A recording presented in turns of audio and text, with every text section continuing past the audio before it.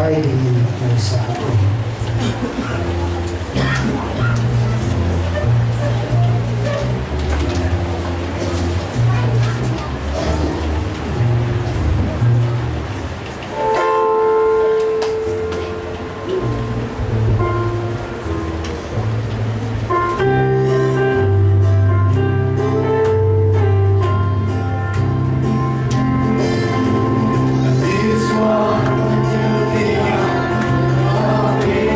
Mga dudong le, ramuruan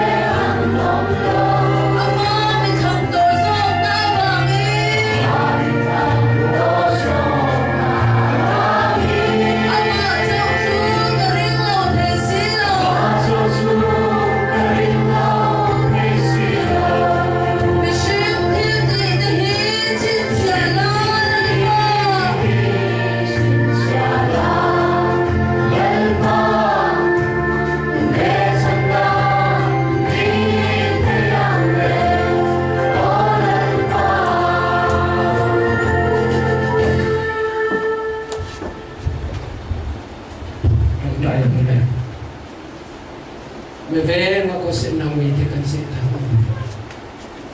Nang miti, kaya lang akan doon pumay. Nating ako miti, natin ako may.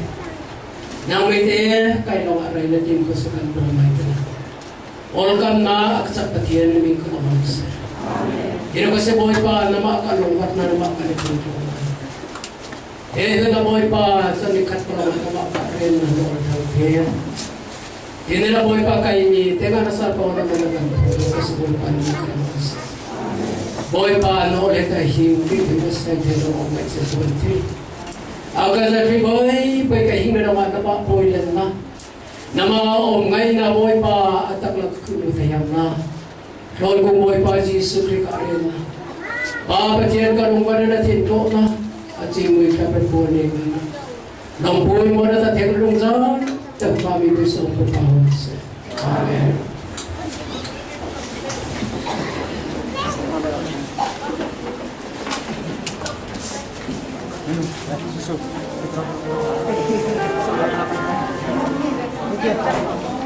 Napahoga, kita. Ini foto kita kalau